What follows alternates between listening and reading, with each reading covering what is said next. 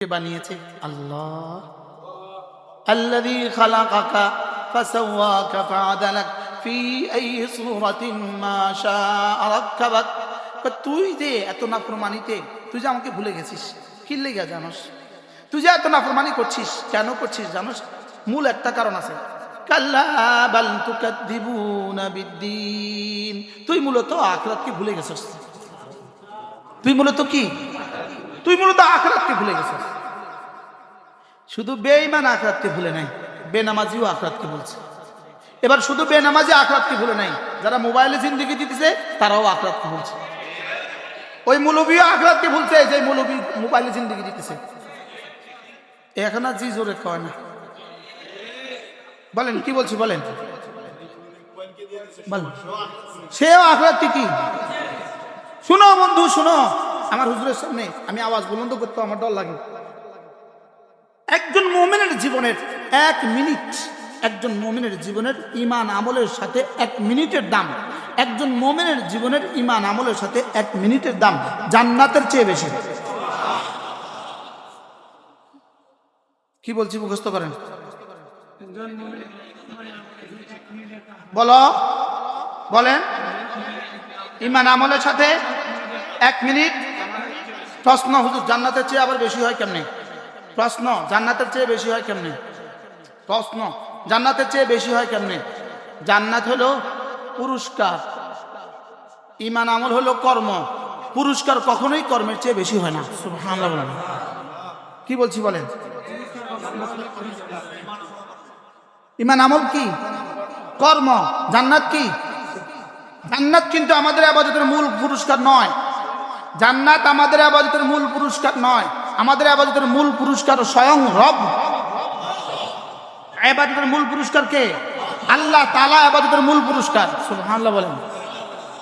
আমি মাখলুক, আমি আল্লাহর এক মাখলুক, আমরা সবাই মাখলুক। জান্নাতও মাখলুক, লেকিন ইবাদত মাখলুক না। সুবহানাল্লাহ বলেন। ইবাদত কি না বলেন? কোরআন কি না? তো মাখলুক নয় যেটা, সেটার পুরস্কার মাখলুক দিয়ে দিলে হয় কেমনে? সুবহানাল্লাহ বলেন না।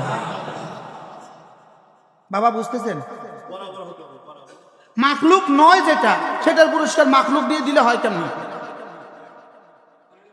হয়।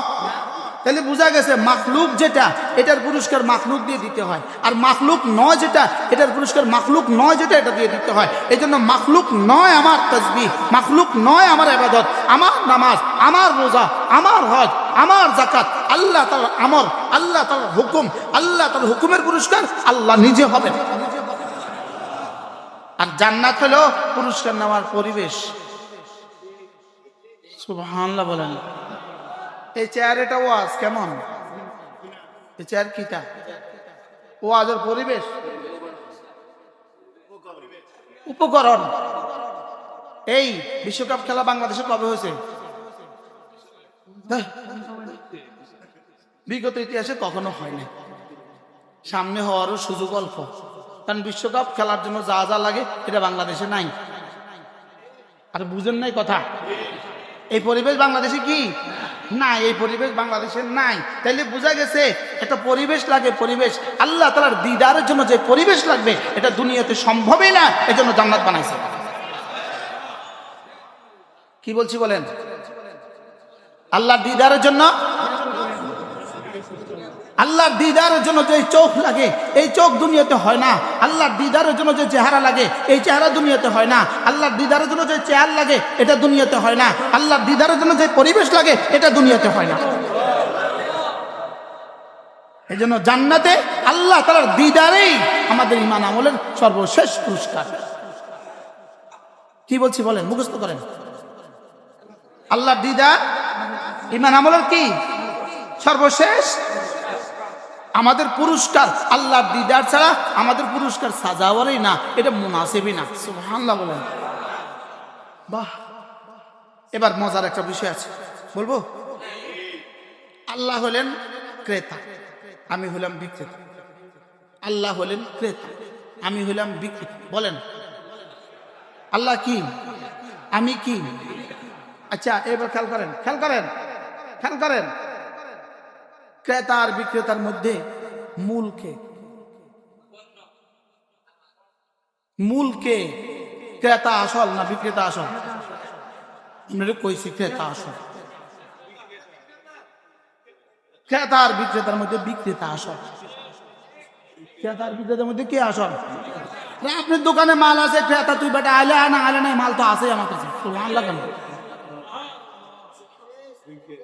হ্যাঁ, আমার দোকান আছে, মাল আছে, খেয়াল করেন, দোকান আছে, মাল আছে, আজকে ক্রেতা আই না তো আমার অসুবিধা কি? খেয়াল যাবো, কোনো অসুবিধা আছে নি? আমার মাল তো আমার কাছে আছে, আমার মাল তো আমার কাছে কি? আমি হইলাম কি বলেন, আল্লাহ হলেন কি? এখন উচিত ছিল আল্লাহ আমারে বানানো বিক্রেতা, আমারে বানাইতো ক্রেতা, নিজে হইতো বিক্রেতা, উচিত ছিল এটা, উচিত ছিল কি? লেকিন আল্লাহ কয় বান্দা তোর জান তোর মাল এটা তো তোর কাছে আসল। সুবহানাল্লাহ। তুই তো তোর জান আর তোর মালকেই বুঝিস তোর জীবন, তোর জান তোর জীবন, তোর মাল তোর জীবন, এটাই তোর জীবন, এটাই তোর মরণ, এটাই তোর হায়াত, এটাই তোর সব। তুই তো তোর জান আর মালকে তুই জীবনের সর্বস্ব মনে করছিস, এই জন্য যা, তোকে আমি সর্বস্ব মনে করে তোকে বিক্রেতা বানিয়েছি, যা। آل إبراهيم إنك حميد مجيد أما بعد فأعوذ بالله من الشيطان الرجيم بسم الله الرحمن الرحيم رجال لا تلهيهم تجارة ولا بيع عن ذكر الله وإقام الصلاة وإيتاء الزكاة يخافون يوما تتقلب فيه القلوب والأبصار ليجزيهم الله أحسن ما عملوا ويزيدهم من فضله والله يرزق من يشاء بغير حساب والذين كفروا أعمالهم كسراب بقيعة يحسبه الظمآن ماء حتى إذا جاءه لم يجده شيئا ووجد الله عنده فوفاه حسابه إن الله سريع الحساب صدق الله العظيم। আজকে 18 আগস্ট 2026 নেত্রকোনা কেন্দ্রীয় বড় জামে মসজিদে আয়োজিত আজকের এই ইসলামী মজলিসের শ্রদ্ধেয় সভাপতি, অত্র মসজিদের সম্মানিত খতিব হযরত মাওলানা হাফেজ মুফতি আব্দুল মতিন সাহেব দামাত বারাকাতুহুম, হুজুর আমার সরাসরি ওস্তাদ, সরাসরি হুজুরের তার মনে থাকার কথা নয়, হুজুরের অনেক ছাত্র, কয়জনের কথা মনে রাখবে? আমি হুজুরের কাছে কামেল পড়েছি, হুজুর যেই মাদ্রাসায় মুহাদ্দিস ছিলেন ওই মাদ্রাসা থেকেই আমি কামেল পাশ করছি 2001 সালে। আল্লাহ তাআলা হুজুরের হায়াতের মধ্যে বরকত দান করেন। এটাই হলো শিক্ষকতার মর্যাদা, কি বলেন? আর শিক্ষকরা সব ছাত্রকে মনে রাখে না, আর ছাত্ররা তো শিক্ষককে মনে না রাখলে নিমুখ হারাম। আল্লাহ আমার হুজুরের হায়াতের মধ্যে বরকত দান করেন, সুস্থতার হায়াত দান করেন। আমি আপনাদের সামনে কোরআন কারীমের সূরা নূর থেকে 3খানা আয়াতে কারিমা তেলাওয়াত করেছি। এই 3 আয়াতে কারিমের মধ্যে আল্লাহ তাআলা মানুষের পরিচয় তুলে ধরেছেন। মানুষ কারা? আমরা তো মনে করি 2 পায়ে হাঁটে যারা তারা মানুষ, আমরা মনে করি কথা বলতে পারে যারা তারা মানুষ, আমরা মনে করি হাসে যারা তারা মানুষ। লেকিন রব্বে কারীম বলেন এগুলো মানুষ হওয়ার পরিচয় নয়। মানুষ হওয়ার পরিচয় হলো, 1 নাম্বার মানুষ হওয়ার পরিচয় হলো যে আমাকে কখনো ভুলে না। আল্লাহ তাআলা বলেন সেই মানুষ যে আমাকে ভুলে না। বলেন যে আল্লাহকে ভুলে। যে আল্লাহ তাআলার কথা মনে থাকে। ওয়ালা তাকুনু কাল্লাযীনা নাসুল্লাহ। রব্বে কারীম আরেক জায়গায় বলেন, এটা হলো সূরা হাশরের আয়াত, যারা আমাকে ভুলে গিয়েছে তোমরা তাদের মতো আমাকে ভুলে যেও না, তোমরা তাদের মতো হয়ে যেও না। যারা আমাকে ভুলে গেছে তোমরা তাদের মতো কি হয়ে যেও না। এখানে আশ্চর্য বিষয় হলো এটা বলেন নাই ওয়ালা তানসাও, ভুলে যেও না বলেন না, ভুলে যেও না বলেন না, বলেছে যারা ভুলে গেছে তাদের মতো হয়ে যেও না। এর অর্থ রব যেন বুঝাতে চেয়েছেন আমি আগেও অনেককে পাঠিয়েছি, ওরা গিয়ে গিয়ে আমাকে ভুলে গেছে। যেমন ছেলে বিদেশে যাওয়ার সময় আব্বা কি বলে, যাচ্ছ তো বিদেশে, ওখানে গিয়ে কিন্তু ভুলে যেও না, বলে না? বলে না? লেকিন আব্বা আগে আরো 2 ছেলে পাঠিয়েছে, ওরা বিদেশে গিয়ে ভুলে গেছে। আব্বা কি বলে, যাচ্ছ তো বিদেশে, ওখানে গিয়ে তোর ভাইদের মতো আমাকে ভুলে যাস না। বলেনি? বলে না? আগে তো 2 জনকে পাঠাইছিলাম, তোমাদের আগে অনেক জাতিকে আমি পাঠিয়েছি, ইয়াহুদ নাসারাকে পাঠিয়েছি, তোমাদের আগে আমি অনেক জাতিকে পাঠিয়েছি, ওরা গিয়ে গিয়ে আমাকে ভুলে গেছে, তোমরা কিন্তু তাদের মতো হয়ে যেও না। যদি কেউ তাদের মতো হয়ে যায় তো রব্বে কারীম বলেন আমি রহমান আর রহিমের বরকতে কেউ আমাকে ভুলে গেলেও আমি তখনও তাকে ভুলি না।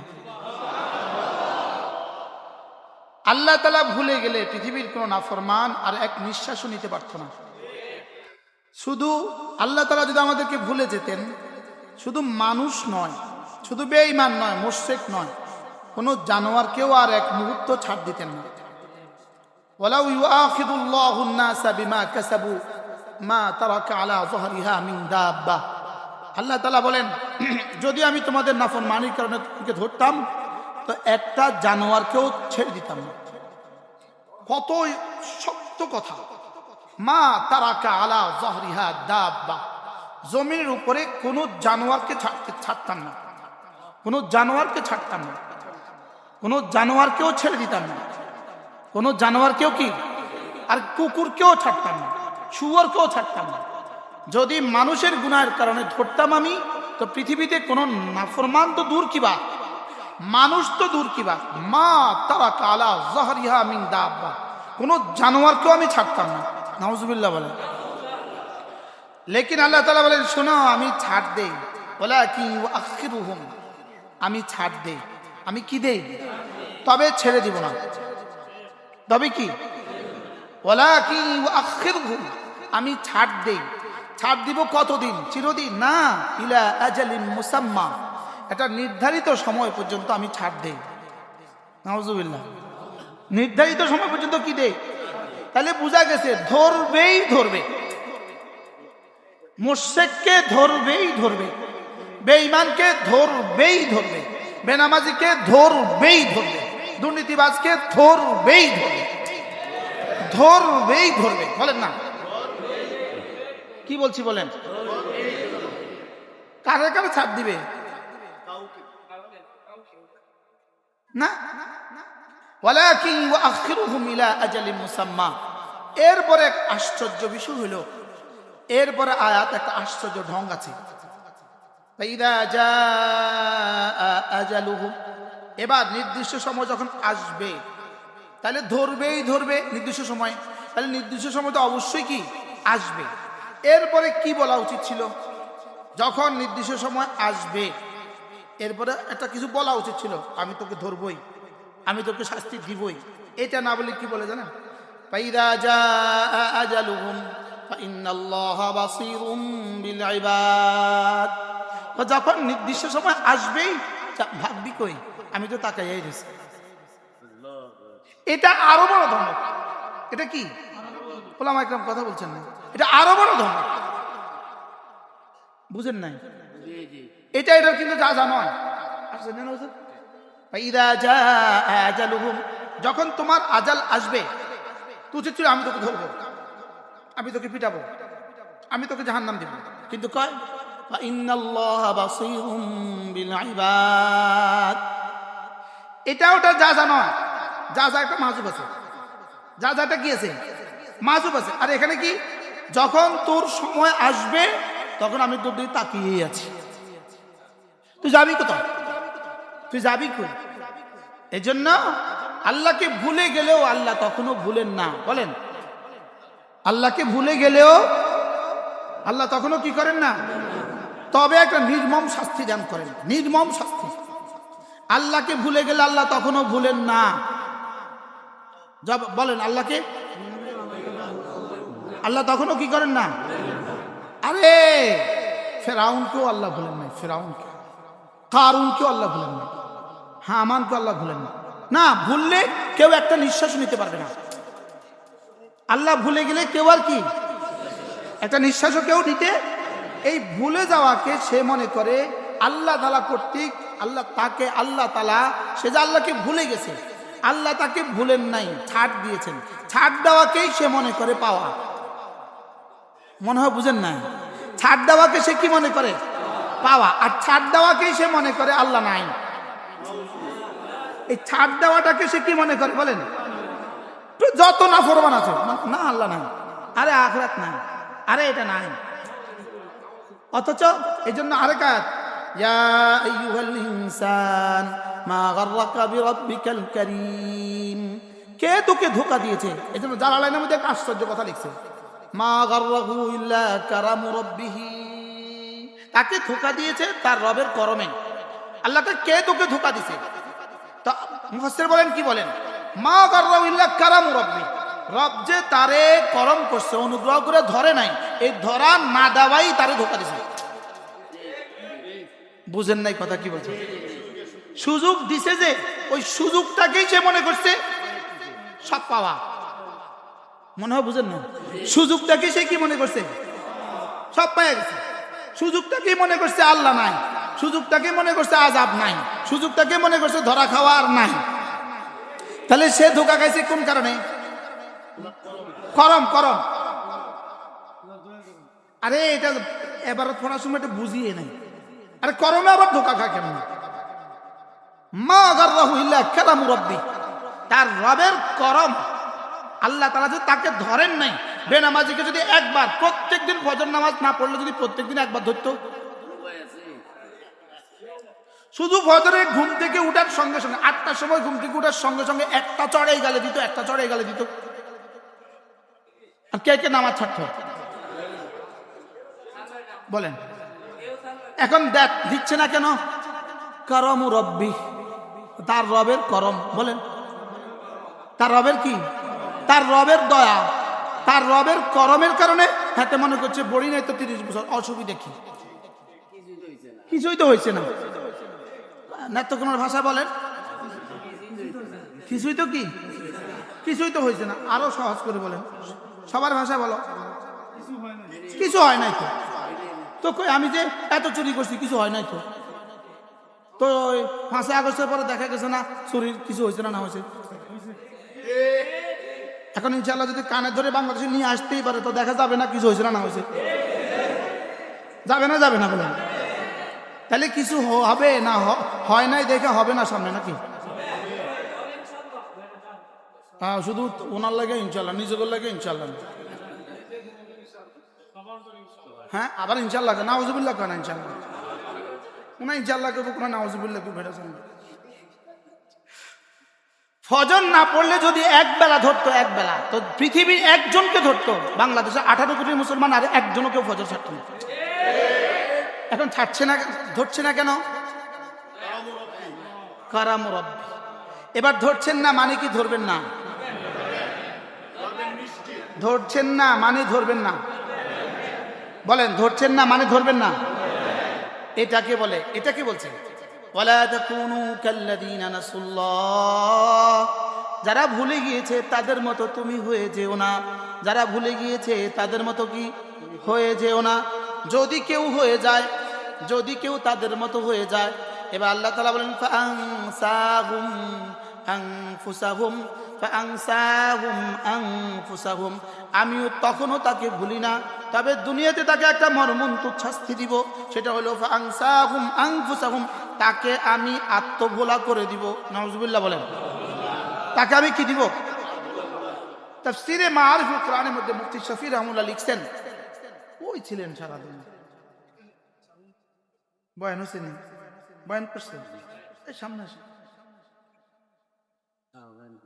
মাশাআল্লাহ, ঠিক আছে, আরামসে থাক, ঠিক আছে। কি বলছি জানি, তাফসীরে মাআরিফুল কোরআনের মধ্যে মুফতি শফি রাহমাতুল্লাহ লিখছেন, অকুল্লান আখাযনাহু বিদামবি। আরেক আয়াতে কারিমা আল্লাহ তাআলা বলেন, ফাকুল্লান আখাযনাহু বিদামবি, সব জাতিকে আমি গুনাহের কারণে ধরছি। ফামিনহুম আগরাকনা, কাউকে ডুবিয়ে দিয়েছি, কাউকে জমিন ধসে ভিতরে ঢুকিয়ে দিয়েছি, কাউকে আসমান থেকে শিলাবৃষ্টি দিয়েছি, কাউকে বাতাসে ধ্বংস করে দিয়েছি, কাউকে আমি এভাবে এভাবে ধ্বংস করছি। মুফতি শফি রাহমাতুল্লাহ বলেন, যাকে পানিতে ডুবিয়ে মারছে, যাকে জমিনে ধসিয়ে দিছে, যাদের উপরে শিলাবৃষ্টি দিছে, যাদেরকে জমিন উপড়ে ফেলেছে, যাদের থেকে আসমান থেকে চিৎকার দিছে ফেরেশতা, যে জাতিকে যেভাবে ধ্বংস করছে এর চেয়ে জঘন্য শাস্তি ফাআনসাহুম আনফুসাহুম। নাউজুবিল্লাহ বলেন। বুঝে এই শব্দটা বোঝানোই যায় না, এটাকে মামুলি মনে করো, ওই মা গালাকে বেরা বিকাল খালি। কি বলছি, এটাকে কি মনে করে? এখন যদি বলতো ডুবায়া দিমু, ওরে বাপরে। ফজর না বললে ডুবায়া দিমু, ওরে বাপরে ডুবায়া দিমু। ফজর না বললে আগুনে জ্বালায়া দিমু, ওরে বাপরে এত বড় শাস্তি। ফজর না বললে আসমান থেকে শিলা বৃষ্টি দিয়ে দিমু, তোর নামে নামে বৃষ্টি শিলা পাঠামু, শাস্তি। লেকিন রব্বে করিম মুহাম্মদুর রাসূলুল্লাহ সাল্লাল্লাহু আলাইহি ওয়াসাল্লামের উম্মতের বরকতে এই ধমকগুলো দেন নাই। তবে একটা শব্দ বলতে ভুলেন নাই, ফাআনসাহুম আনফুসাহুম। নাউজুবিল্লাহ বলেন না। তোকে ভুলিয়ে দিব, বলেন তোকে ভুলিয়ে দিব, বলেন তোকে কি দিব? ফাআগরাকনাহুম, ডুবায়া দিবে, এর চেয়ে মারাত্মক। সুম্মা খাসাফনা বিহিমুল আরদা, এর চেয়ে মারাত্মক। ওয়া আখাযাতহুমুস সাইহা, এর চেয়ে মারাত্মক।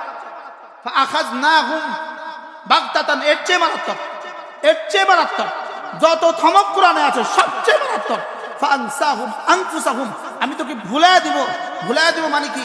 তোর জন্য ফাআনসাহুম মাসালিহাহুম, তোর মুসলাহাত যেখানে, তোর জন্য প্রয়োজন যেটা, এটা ভুলায়া দিব। তোর ঈমান তোর জীবনে সবচেয়ে বড় দরকার ছিল, এটা ভুলায়া দিব।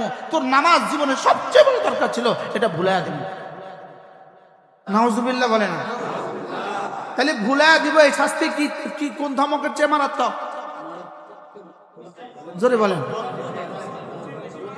আরে একদিন ফজরের কারণে যদি ফজরের পরে ডুবাইয়া দিত, তো এই জালেম এক ওয়াক্ত ফজরের সাজার কারণে ডুবে গেছে গা, শেষ। লেকিন তারে ছাড় দিয়া আরো 70 দিন ফজর ছেড়ে দেওয়ার সুযোগ করে দিয়া, তারে 70টা দিনের ফজর ছেড়ে দেওয়ার নাফরমানির সাজা একসাথে জাহান্নামে দিবে। এবার কোনটা বেশি হয়েছে?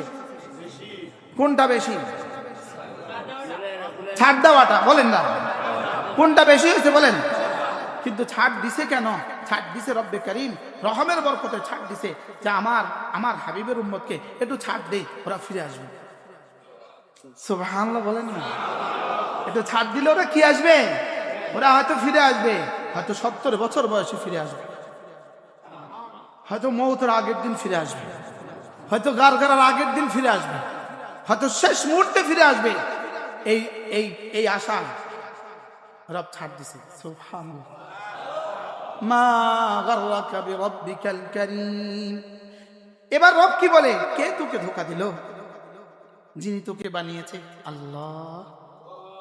আল্লাযী খালাকাকা ফাসাওয়াকা ফাআদালাক ফি আই সূরাতিন মা শাআ রাক্কাবাক। তুই যে এত নাফরমানিতে, তুই যে আমাকে ভুলে গেছিস, কি লেগে জানোস? তুই যে এত নাফরমানি করছিস, কেন করছিস জানোস? মূল একটা কারণ আছে, কাল্লা বাল তুকাদ্দিবুনা বিদ্দীন। তুই মূলত আখিরাতকে ভুলে গেছিস। তুই মূলত কি? তুই মূলত আখিরাতকে ভুলে গেছিস। শুধু বেঈমান আখিরাতকে ভুলে নাই, বেনামাজিও আখিরাতকে ভুলছে। এবার শুধু বেনামাজি আখিরাতকে ভুলে নাই, যারা মোবাইলে জিন্দেগি দিতেছে তারাও আখিরাতকে ভুলছে। ওই মৌলবীও আখিরাতকে ভুলছে, যে মৌলবী মোবাইলে জিন্দেগি দিতেছে। এখন আর জি জোরে কয় না, বলেন কি বলছি বলেন, বলেন। সেও আখিরাতকে কি? শুনো বন্ধু শুনো, আমার হুজুরের সামনে আমি আওয়াজ বুলন্দ করতে আমার ডর লাগে। একজন মুমিনের জীবনের 1 মিনিট, একজন মুমিনের জীবনের ঈমান আমলের সাথে 1 মিনিটের দাম, একজন মুমিনের জীবনের ঈমান আমলের সাথে 1 মিনিটের দাম জান্নাতের চেয়ে বেশি। কি বলছি মুখস্থ করেন, বলো বলেন। ঈমান আমলের সাথে 1 মিনিট। প্রশ্ন, হুজুর জান্নাতের চেয়ে আবার বেশি হয় কেমনে? প্রশ্ন, জান্নাতের চেয়ে বেশি হয় কেমনে? প্রশ্ন, জান্নাতের চেয়ে বেশি হয় কেমনে? জান্নাত হলো পুরস্কার, ঈমান আমল হলো কর্ম। পুরস্কার কখনোই কর্মের চেয়ে বেশি হয় না। সুবহানাল্লাহ বলেন। কি বলছি বলেন। ঈমান আমল কি? কর্ম। জান্নাত কি? জান্নাত কিন্তু আমাদের ইবাদতের মূল পুরস্কার নয়। জান্নাত আমাদের ইবাদতের মূল পুরস্কার নয়। আমাদের ইবাদতের মূল পুরস্কার স্বয়ং রব। ইবাদতের মূল পুরস্কার কে? আল্লাহ তাআলা ইবাদতের মূল পুরস্কার। সুবহানাল্লাহ বলেন। আমি মাখলুক, আমি আল্লাহর এক মাখলুক, আমরা সবাই মাখলুক। জান্নাতও মাখলুক, লেকিন ইবাদত মাখলুক না। সুবহানাল্লাহ বলেন। ইবাদত কি না বলেন? কোরআন কি না? তো মাখলুক নয় যেটা, সেটার পুরস্কার মাখলুক দিয়ে দিলে হয় কেমনে? সুবহানাল্লাহ বলেন না। বাবা বুঝতেছেন? মাখলুক নয় যেটা, সেটার পুরস্কার মাখলুক দিয়ে দিলে হয় কেমনে? হয়। তাহলে বোঝা গেছে মাখলুক যেটা, এটার পুরস্কার মাখলুক দিয়ে দিতে হয়, আর মাখলুক নয় যেটা, এটার পুরস্কার মাখলুক নয় যেটা, এটা দিয়ে দিতে হয়। এই জন্য মাখলুক নয় আমার তাসবিহ, মাখলুক নয় আমার ইবাদত, আমার নামাজ, আমার রোজা, আমার হজ, আমার যাকাত আল্লাহ তাআলার আমর, আল্লাহ তাআলার হুকুম, আল্লাহ তাআলার হুকুমের পুরস্কার আল্লাহ নিজে হবেন। আর জান্নাত হলো পুরস্কার নেওয়ার পরিবেশ। সুবহানাল্লাহ বলেন। এই চেয়ারটা ওয়াজ কেমন? এই চেয়ার কিটা? ওয়াজের পরিবেশ,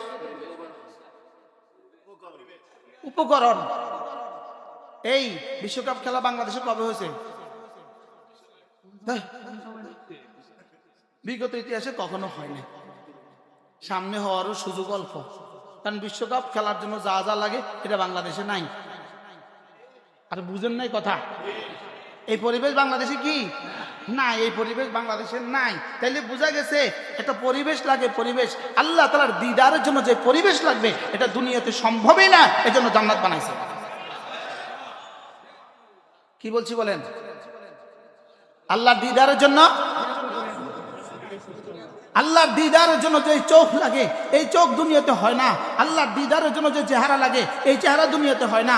আল্লাহর দিদারের জন্য যে চেয়ার লাগে, এটা দুনিয়াতে হয় না। আল্লাহর দিদারের জন্য যে পরিবেশ লাগে, এটা দুনিয়াতে হয় না। এই জন্য জান্নাতে আল্লাহ তাআলার দিদারেই আমাদের ঈমান আমলের সর্বশেষ পুরস্কার। কি বলছি বলেন, মুখস্থ করেন। আল্লাহর দিদার ঈমান আমলের কি সর্বশেষ আমাদের পুরস্কার। আল্লাহর দিদার ছাড়া আমাদের পুরস্কার সাজাওয়ারই না, এটা মুনাসিবই না। সুবহানাল্লাহ বলেন। বাহ, এবার মজার একটা বিষয় আছে, বলবো। আল্লাহ হলেন ক্রেতা, আমি হলাম বিক্রেতা।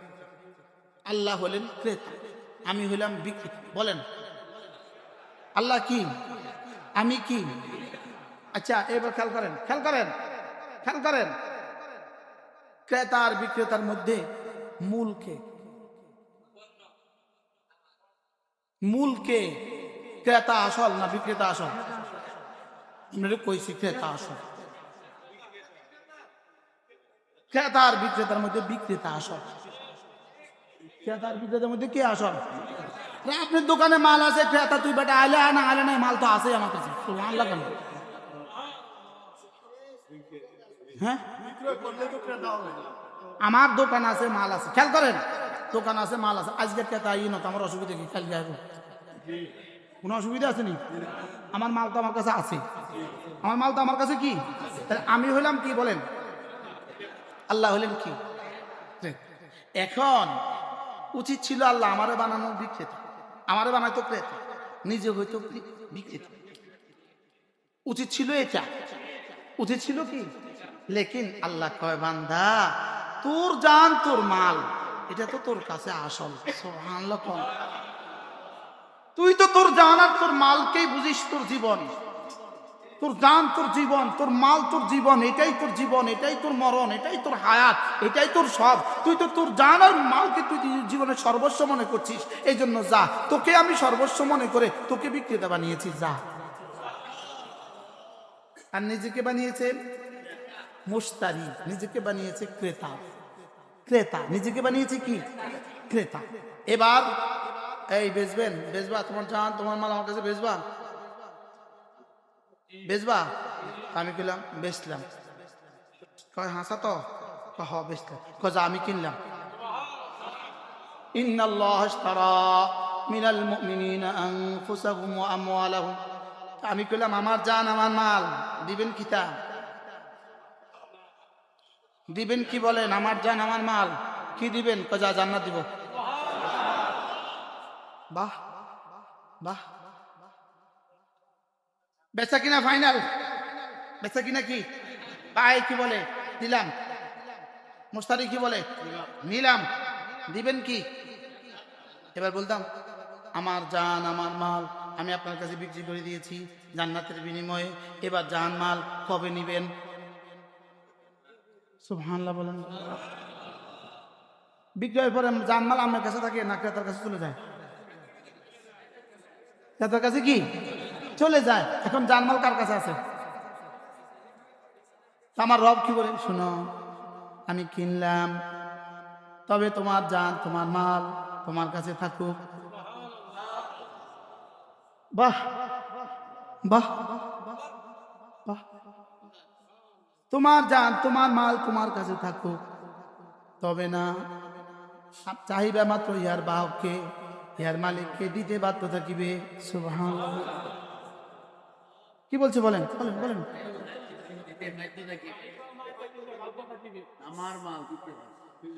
আমারটা আমারে দিতেই হবে, চাহিবে মাত্র দিতে বাধ্য থাকিবা। টাকার গায়ে কি লেখা আছে? এই জন্য এখানেও লেখা আছে চাহিবে মাত্র দিতে বাধ্য থাকিবা। তাহলে আমার জান আমার মাল এটা আর আমার না। এবার বিক্রেতা কি বলে? বিক্রেতা কি বলে শুনেন, 1 টাকা কম দিলে কিন্তু নিতাম না। এবার ক্রেতা কি বলে? মালটা 1 জাররা খাইতে হইলে কিন্তু নিতাম না। মা গো মা, বাবা কি বলে বলেন বলেন, একজন বলেন।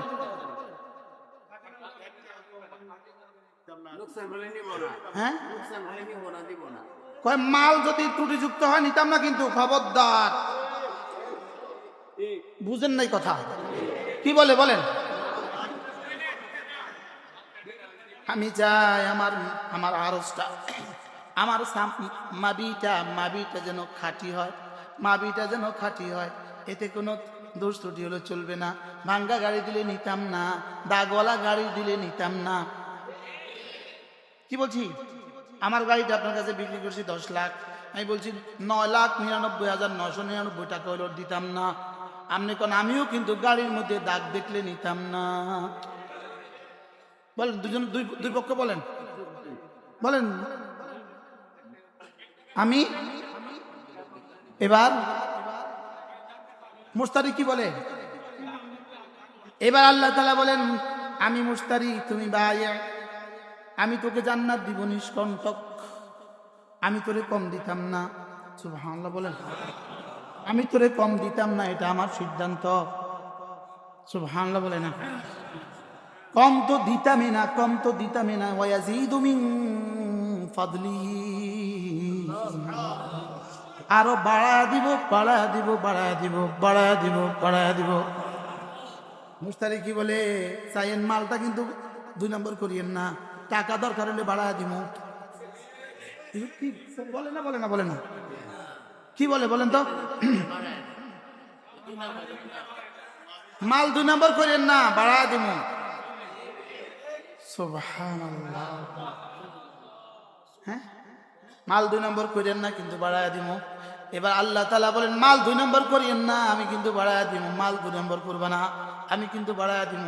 আমি বললাম আল্লাহ বাড়াইলে কত বাড়াইবেন? বাড়াইলে কত বাড়াইবেন? আল্লাহ বলেন বাড়ালো তোকে প্রথম দিব হিসাব করে করে, মালে যত আসে হিসাব করে করে দিব, মালে যত আসে হিসাব করে করে দিব। সুবহানাল্লাহ বলেন। আল্লাহ জাযাআন মির রাব্বিকা আতাআন হিসাবা, মালে যত আসে হিসাব করে করে দিব। প্রতিটা নামাজের প্রতিটা সেজদায়, এক সেজদায় দুনিয়ার মধ্যে যা আছে তার চেয়ে দামিটা দিব। প্রতিদিনের সেজদায় দুনিয়ার মধ্যে যা আছে তার চেয়ে দামিটা দিব। এটা কি? জাযাআন মির রাব্বিকা আতাআন হিসাবা। এরপরে আমি বললাম রব্বে কারীম হিসাব করে দিলে দিলে দিলে কত দিবেন? রব বলেন যাও তোমাকে আমি 1-10 করে দিব। যাও, জীবনের সব সিদ্ধান্ত শুনাইলাম, তোমার জীবনের প্রতিটা নেকি 1-10 করে দিয়ে দিব, প্রতিটা বিন্দুকে 10 বানায় দিব। আমি বললাম রব্বে কারীম 10-এ তো আমার হবে না। রব বলেন যাও, কথা দিলাম, এবার 10-এ 70। আমি বললাম না, 70-এ আমি বেচতাম না।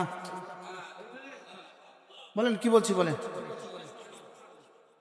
আরো বাড়েন, আরো বাড়েন, আরো বাড়েন, আরো বাড়েন, আরো বাড়েন, আরো বাড়েন, আরো বাড়েন, আরো বাড়েন, আরো বাড়েন, আরো বাড়েন, আরো বাড়েন, আরো বাড়েন। রব বলতেন দিতে দিতে দিতে দিতে দিতে দিতে